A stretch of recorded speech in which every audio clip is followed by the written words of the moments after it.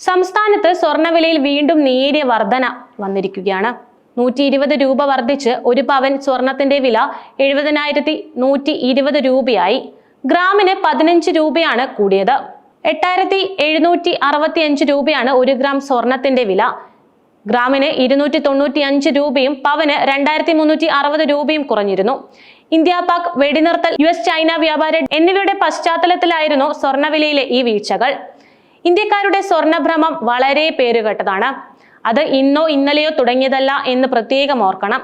പതിറ്റാണ്ടുകളോ നൂറ്റാണ്ടുകളോ നമുക്ക് എണ്ണി പറയാൻ പറ്റും. പുരാണങ്ങൾ എടുത്തു നോക്കിയാൽ അവിടെ മുതൽ നമുക്ക് പൊന്നിനോടുള്ള നമ്മുടെ താല്പര്യം കണ്ടറിയാം. അതിങ്ങനെ വെറുതെ ഉണ്ടായ ഒരു ഇഷ്ടമല്ല താനും. ഇവിടെ കല്യാണങ്ങൾക്കും മറ്റ് വിശേഷ അവസരങ്ങൾക്കും നമുക്ക് സ്വർണം കൂടിയേ തീരൂ.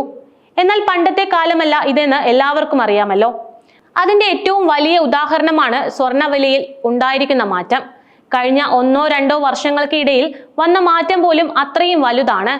ആഗോളതലത്തിൽ ഡിമാൻഡ് വർദ്ധിച്ചതും ചില ഭൗമരാഷ്ട്രീയ വിഷയങ്ങളും ഒക്കെ ഈ വിലക്കയറ്റത്തിന് കാരണമായിട്ടുണ്ട്.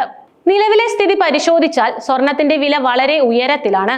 2 വർഷം മുൻപ് അക്ഷയ തൃതീയയിൽ 8 ഗ്രാമിന്റെ 24 കാരറ്റ് സ്വർണ്ണ നാണയത്തിന് ഏതാണ്ട് 55,000 രൂപ വിലയായിരുന്നു ഉണ്ടായിരുന്നത്. എന്നാൽ ഇപ്പോഴത് 83,000 എന്ന നിലവാരത്തിലേക്ക് എത്തിയിരിക്കുന്നു.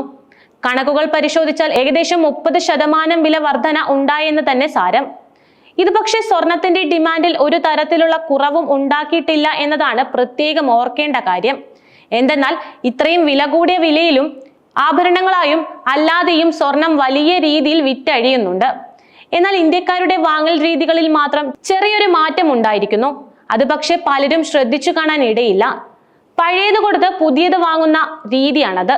ശുദ്ധ സ്വർണത്തിന് തന്നെ വലിയ വിലയുള്ള ഈ കാലത്ത് ആഗ്രഹിച്ച രീതിയിൽ ആഭരണം സ്വന്തമാക്കാൻ കയ്യിൽ നിന്ന് ഒത്തിരി കാശ് മുടക്കേണ്ട അവസ്ഥയാണ്. കാരണം നിങ്ങൾ താല്പര്യപ്പെടുന്ന രീതിയിൽ വാങ്ങുമ്പോൾ ആഭരണങ്ങൾ കൂടുതൽ ചെലവേറിയതാണ്. പണിക്കൂലി 25-30% വരെ വിലയിൽ ചേർക്കേണ്ട അവസ്ഥയാണ്. ഇത് കൂടിയും കുറഞ്ഞും ഇരിക്കാമെന്നത് മാത്രമാണ് ഒരേയൊരു മാറ്റം. ഇത് പ്രധാനമായും ഉണ്ടാക്കിയിരിക്കുന്ന മാറ്റം പഴയ സ്വർണം കൊടുത്ത് പുതിയത് വാങ്ങുക എന്നതാണ്. കുതിച്ചുയർന്ന വിലകൾക്കനുസരിച്ച് ആയിരിക്കാം ഉപഭോക്തൃ പെരുമാറ്റത്തിൽ ഈ മാറ്റമെന്നാണ് സൂചന. കൂടുതൽ വാങ്ങുന്നവർ പഴയ ആഭരണങ്ങൾ പുതിയ വിലയ്ക്ക് പകരം വിൽക്കാൻ തിരഞ്ഞെടുക്കുന്നു. 40 മുതൽ 45% വാങ്ങലുകളും ഇപ്പോൾ ഏതെങ്കിലും തരത്തിലുള്ള കൈമാറ്റം ഉൾപ്പെടുന്നുവെന്നാണ് പല റിപ്പോർട്ടുകളും സൂചിപ്പിക്കുന്നത്.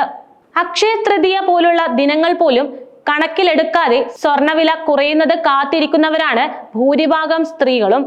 അതിനിടയിൽ അവർക്ക് മുൻപിലുള്ള ഏക ഓപ്ഷൻ കയ്യിൽ നിന്ന് പണം മുടക്കാതെ പഴയ സ്വർണം കൊടുത്ത് പുതിയത് വാങ്ങുക എന്ന് മാത്രമാണ്.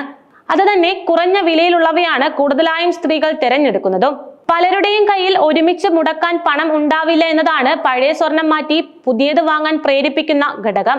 ആഭരണങ്ങളുടെ കാര്യത്തിൽ 1 പവൻ പഴയ സ്വർണം കൊടുത്താൽ പണിക്കൂലി കഴിഞ്ഞു വരുമ്പോൾ അളവിൽ കാര്യമായ കുറവുണ്ടാവും. അല്ലെങ്കിൽ പണിക്കൂലി പ്രത്യേകമായി നൽകിയാൽ മതി. അത് പക്ഷെ വലിയ ഭീമമായ ബാധ്യത വാങ്ങുന്നവരിൽ ഉണ്ടാക്കുന്നില്ല. അതിനാലാണ് ഈ വഴിക്ക് പ്രചാരം ഏറുന്നതും.